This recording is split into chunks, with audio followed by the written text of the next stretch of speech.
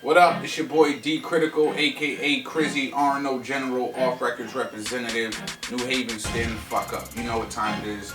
I'm here at my boy eCash Studios. He let me come through and do my video log real quick on the Claim the Throne event and my predictions on how that event's gonna play out for everybody on the card. Shout out to everybody who came through, or who's coming through, I should say, to CT and bless the battle rap culture real quick.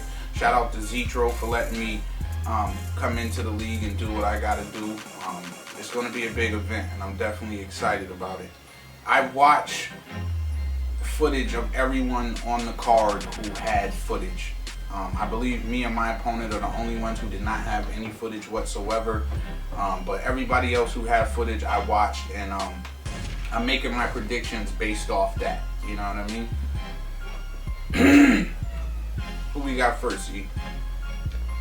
Pharaoh versus Wavy Waynes. Pharaoh versus Wavy Waynes. That's going to be a bars versus performance battle, in my opinion. Pharaoh has bars. Wavy Waynes can perform. I don't think Wavy Waynes is going to outbar Pharaoh, though. And that is where his problem could be that night. If he can make his performance and his bars level out for that battle, then maybe Wavy got a shot. But outside of that, he's not gonna outbar Pharaoh, and that's the type of shit I like when I listen to battle rap. I respect bars. So I'm gonna say Pharaoh 2-1. Cognito versus Sinister. Cognito versus Sinister. What's crazy is, like, Cognito, like, he has a resume. He's an experienced battle rapper.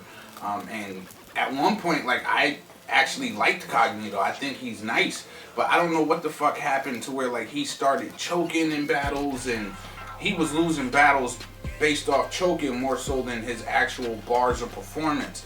But niggas are saying that Barmageddon event last month, that, like, he might have caught a body. I heard he left with a head.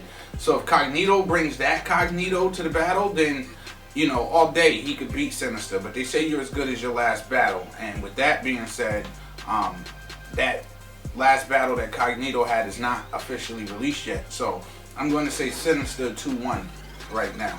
That could change, but, at this point, I got to say Sinister 2-1.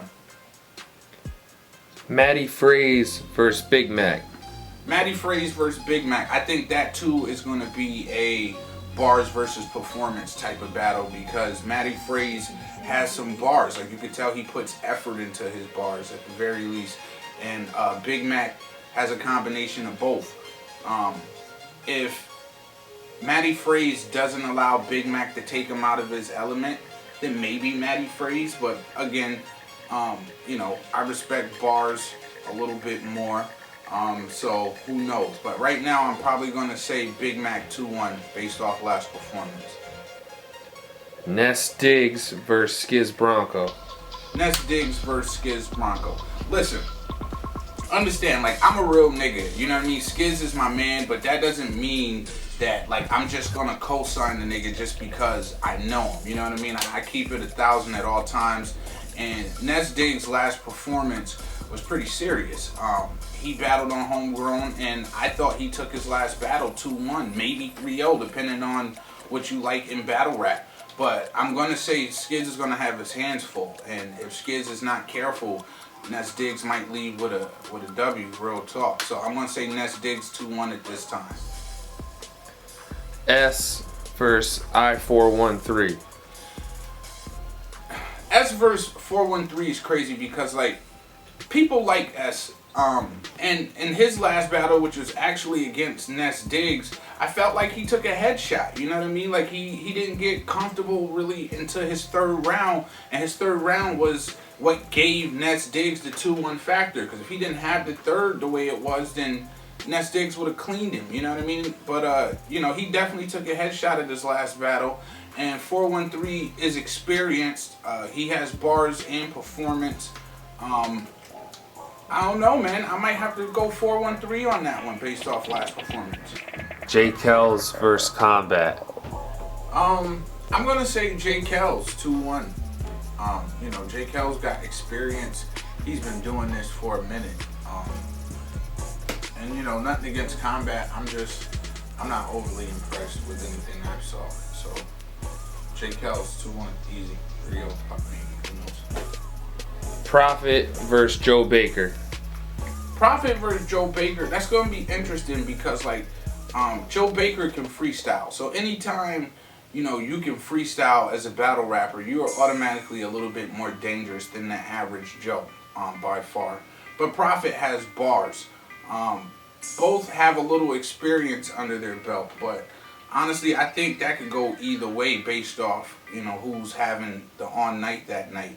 But right now, I'm going to roll with Prophet 2-1. And what are your feelings on your opponent? My opponent, I listened to his music, I watched his videos, and I'm not really impressed. I'm not, period.